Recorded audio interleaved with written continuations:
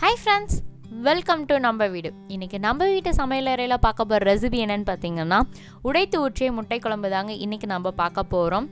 வேக வைத்த முட்டையிலையும் நம்ம குழம்பு ரெடி பண்ணலாம். இன்னைக்கு நான் ட்ரை பண்ணியிருக்கிறது முட்டை உடைச்சு ஊற்றி ரெடி பண்ணியிருக்கேன்.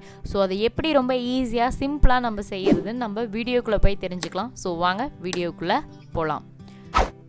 இப்போ நான் ஃபஸ்ட்டு ஒரு கடாய் வச்சுருக்கேங்க.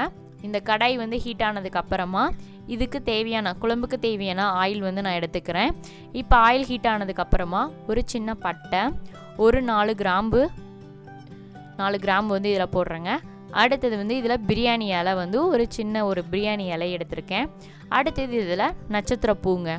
இப்போ இது 4 போட்டு 4 ஒரு பொரி வந்ததுக்கப்புறமா இதில் 1 ஸ்பூன் அளவுக்கு சோம்பு, 1 ஸ்பூன் அளவுக்கு ஜீரகம் ஆட் பண்ணியிருக்கேங்க.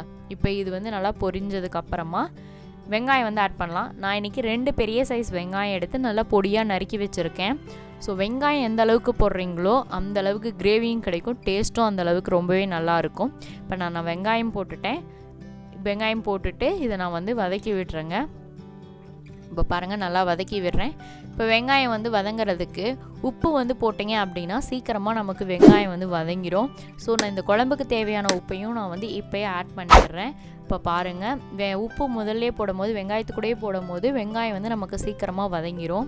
ஸோ அதனால தான் நான் ஆட் பண்ணியிருக்கேன். இப்போ பாருங்கள், நான் இதையும் வதக்கி விடுறேன்.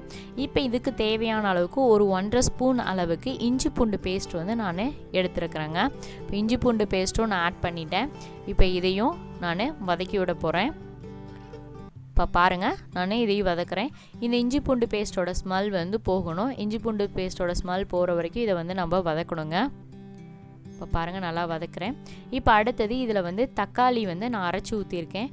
பெரிய சைஸ் பழமாக இருந்துச்சு அப்படின்னா ஒரு பழம் போதுங்க. சின்ன சைஸாக இருந்தால் 2 பழம் எடுத்துக்கணும். நான் இன்றைக்கி 2 சின்ன தக்காளி தான். ஸோ அதனால் 2 பழம் எடுத்து நல்லா மிக்சியில் போட்டு அரைச்சி போட்டிருக்கேங்க. தக்காளி அரைச்சி ஊற்றும் போது கிரேவியும் கிடைக்கும், டேஸ்ட்டும் ரொம்பவே நல்லாயிருக்கும். அரிஞ்சு போடுறதை விட அரைச்சி ஊற்றினா நல்லாவே இருக்கும். இப்போ இந்த தக்காளியோடைய பச்சை ஸ்மெல் போகட்டுங்க, அது வரைக்கும் இருக்கட்டும். இப்போ இது கூட நான் என்ன பண்ணால் ஒரு கொத்து கருவேப்பிலை தலை ஆட் பண்ணியிருக்கேன். இப்போ பாருங்கள், அதையும் நான் வதக்கி விடுறேங்க. தக்காளி அதிகமாக ஆட் பண்ணிங்கன்னா புளிப்பாயிரும். ஸோ அதனால் பெரிய பழமாக இருந்தால் 1, சின்னதாக இருந்தால் 2ங்க. இப்போ இதுக்கு தேவையான மஞ்சள் தூள் 1 ஸ்பூன், வரமிளகாய் தூள் 1 ஸ்பூன், கரம் மசாலா 1 ஸ்பூன், கொத்தமல்லி தூளுங்க. இது ஆட் பண்ணியிருக்கேன். காரம் அதிகமாக வேணுன்னா இதுக்கு தகுந்த மாதிரி நீங்கள் ஆட் பண்ணிக்கோங்க. நான் இன்றைக்கி வரமிளகாய் தூளும் கரம் மசாலாவும் ஒவ்வொரு ஸ்பூன் ஆட் பண்ணியிருக்கேன். உங்களுக்கு காரம் எந்த அளவுக்கு தேவையோ அந்த அளவுக்கு ஆட் பண்ணிக்கோங்க. இப்போ இந்த மசாலாவுடைய பச்சை ஸ்மெல் போகிற வரைக்கும் நம்ம இதை வதக்கணும். இப்போ பாருங்கள், நான் வதக்கிறேன். இப்போ இதுக்கு தேவையான அளவுக்கு கொஞ்சமாக தண்ணீர் நான் ஆட் பண்ணுறேங்க. ஏன்னா ஒரு கொதி வந்துச்சுன்னா அதனுடைய மசாலாவுடைய பச்சை ஸ்மெல்லாம் போயிடும். ஸோ அதனால் நான் தண்ணி ஆட் பண்ணியிருக்கேன். இந்த தண்ணி ஆட் பண்ணிவிட்டு இதையும் நான் நல்லா கிளறி விடுறேங்க. இப்போ இது நல்லா ஒரு கொதி வரட்டும். கொதி வந்துச்சு அப்படின்னா அடுத்து நம்ம இது கூட முட்டையை ஆட் பண்ணலாங்க. தேங்காயும் ஆட் பண்ணிக்கலாம். நான் இப்போ என்ன பண்ணியிருக்கேன் அப்படின்னா ஒரு சின்னதாக ஒரு தேங்காயை, ஒரு 1/4 தேங்காயை எடுத்து நான் மிக்சியில் அரைச்சி வச்சுருக்கேன். இப்போ இது கொதிச்சிச்சுன்னா இந்த தேங்காயை நம்ம இது கூட ஊற்றிடலாங்க. இப்போ பாருங்கள், நல்லா கொதிக்குது. இன்னும் கொஞ்சம் கொதிக்கட்டும். நல்லா கொதிச்சிச்சு அப்படின்னா அதனுடைய பச்சை ஸ்மெல்லாம் போயிடுச்சுனாவே அதனுடைய டேஸ்ட் நல்லாவே இருக்கும்.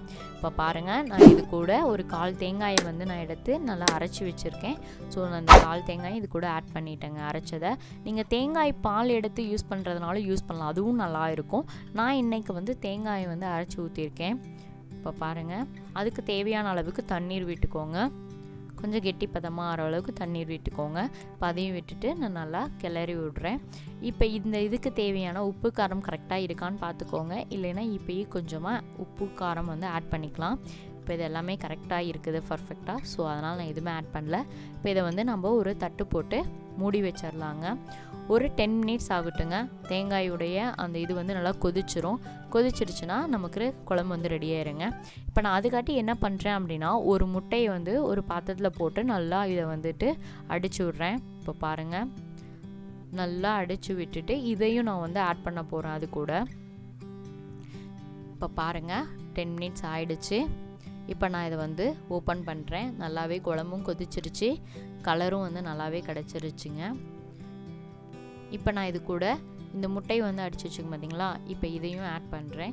இப்படி வந்து ஒரு முட்டை நம்ம வந்து இப்படி ஆட் பண்ணும் போது என்னன்னா குழம்பு வந்து இன்னமும் கெட்டிப்பதமாகும், நல்லாயிருக்கும், டேஸ்ட்டும் நல்லாயிருக்கும். இப்போ பாருங்கள், நான் கிளறும் போது உங்களுக்கே தெரியும் இருந்ததுக்கு இப்போ வந்து குழம்பு வந்து நல்லா கெட்டியாகுது.